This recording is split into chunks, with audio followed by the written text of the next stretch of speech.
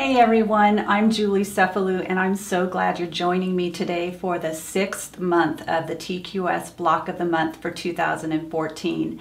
It's A to Z for You and Me, designed by Janet Stone. We're going to be working on 4 blocks this month, the letters N, P, R, and O. The first block, the letter N, is Nancy's basket block. Okay, so here we've got our basket block, and I want to talk about this part right here. You're going to be sewing together some green and pink strips until you get it long enough. It needs to be 7.5 inches long. Mine's a little bit longer, and that's okay because then we can trim it up. So you'll want to trim this so that it's 3/4 of an inch above the seam line here. So let's go ahead and do that. I'm going to put the 3/4 inch line of my ruler right along that seam, and we'll go ahead and trim it. Just like that.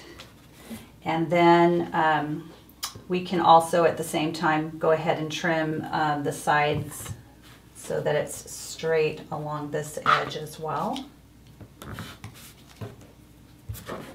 And you'll also notice that I have added the pink heart here and went ahead and blanket stitched around it already. And then I want to show you on the top of the basket, we've got our basket handle. This is made using the bias tape maker. We talked about that in the first month. It's 1/4 inch wide, so it's got a turned edge on both sides. And then on the stems of the flowers, you can use the bias tape maker for that also, but since they're not curved, I chose to use just fusible web, and I fused it in place. So for my rectangle that I cut out for the stems, the measurement of that is 1.5 by 3 inches of fabric, and then I cut the fusible out at 1.25 by 2.5 inches. And then I can just cut this into 1/4 inch wide rectangles and fuse those into place. Also, I went ahead and used the pattern itself as a placement guide. So if you just put your background rectangle on top of the pattern, you can see through enough to go ahead and place all of your flowers where they need to be, and the handle as well. The handle will go first. And there is one leaf that you won't be able to press or stitch in place until you've sewn this seam, because it's going to go right on top of the seam right there. You could also have fun with these flowers. You could use wool or you could use buttons. You could just kind of really play and have a lot of fun with Nancy's basket block. Our next block is the P block. It's the picture frame block. So I have my center square here. It's the background square, and we're going to applique the letter P on here first. I cut that background square oversized at 4 3/4 inches. And we're going to put that letter P on here, and I just want you to notice that the blanket stitch that I've used is really small. So you gotta bring down your settings for your blanket stitch because you've got such a narrow applique here. I used a 1.8 width and a 1.8 length on my Bernina. And it's really worth your while if you take a look at Janet's video again on the applique and the blanket stitch. She does a beautiful job of showing that. And then I also want to show you on the back side, I've been using Ricky Tim's Stable Stuff for my stabilizer for my applique, and I absolutely love it. It's a great product. Once you've done the center P, and you've trimmed it, it needs to be 4 inches or 4.5 inches square. So you will have 2 strips that are 19 inches long by, double check here, 1.5 inches wide. You're going to sew them together, and you're going to cut these into segments that are 4.5 inches.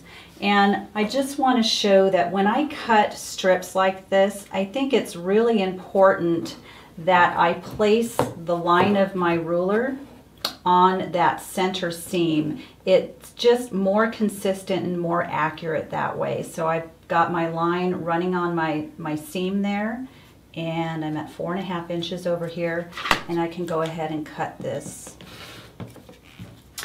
And you will do that to get 4 rectangle units that look like this, and we're going to put it into place. And the other unit that you're going to be making are these half square triangle units, and these again have been made oversized, and I'm trimming these up using my block lock ruler so that they are 2.5 inches square. And then you're going to sew these into rows. So I've got my top row here sewn together, and then I would sew these two to my letter P and sew that bottom row together. And then you'll sew your rows to each other, and you'll have a beautiful picture frame block. Our next block is the Road to California block. So the construction of this block is pretty straightforward. You're going to be making some 4-patch units.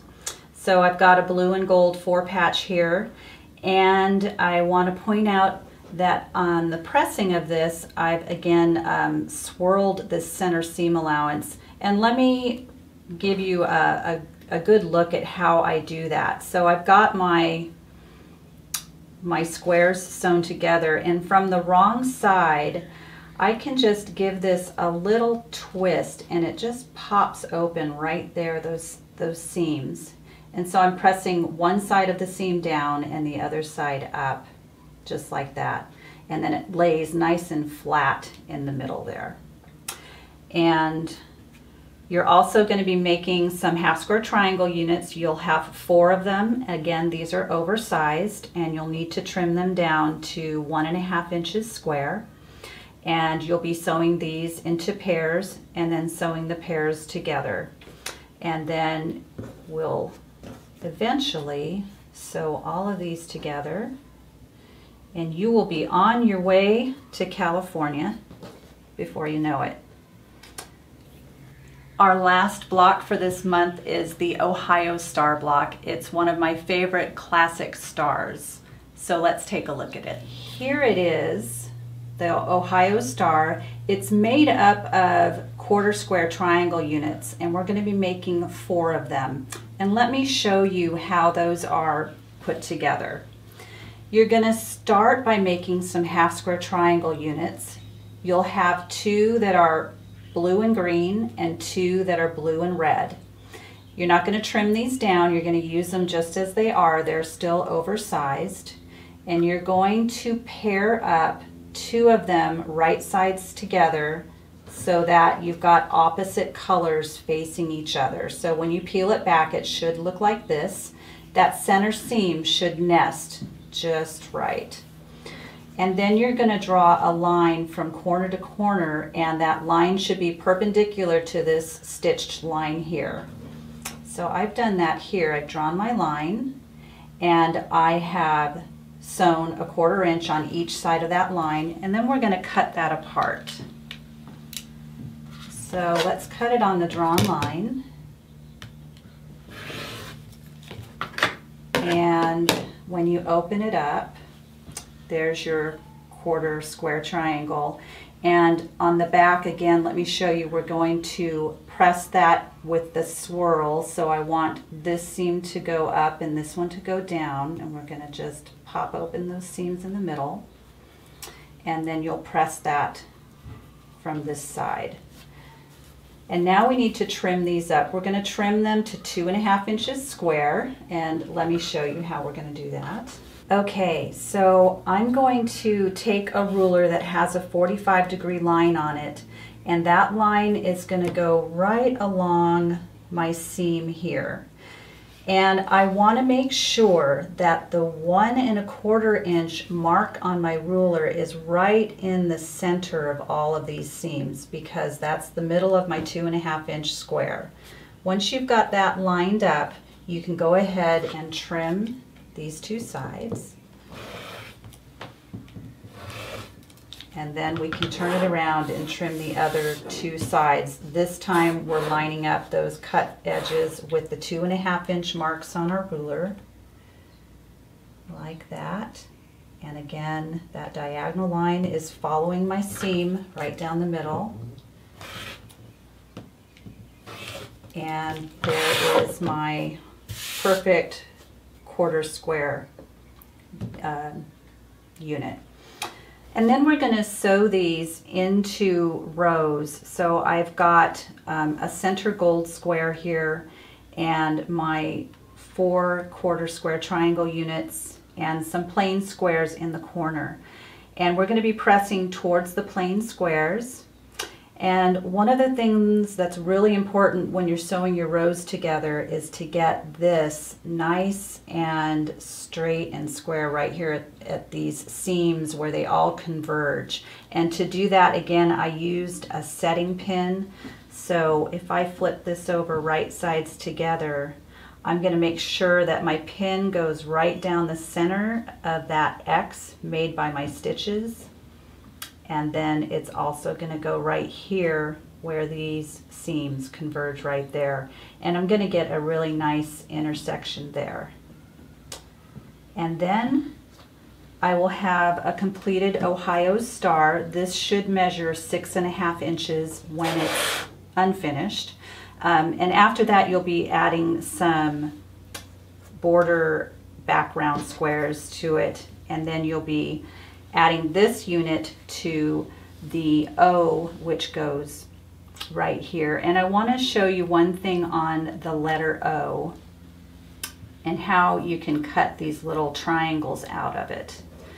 I have a craft knife, and it's really handy for these kind of small areas that you need to trim. Here's what my craft knife looks like. It's like an X-Acto knife. And I can put a ruler here along that line that I want to cut, and just you're almost scoring it with the craft knife. So I'm going to do all 3 lines. And this is just a little bit easier than getting your scissors in there. And one more time. And when I turn it over, that should just pop right out.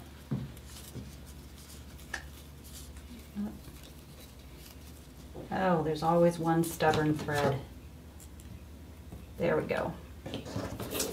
Okay, there's your letter O for the Ohio star. And that's the last of our blocks for this month. We've done 4 blocks. You guys are halfway there. Woohoo, way to go. We'll see you next month.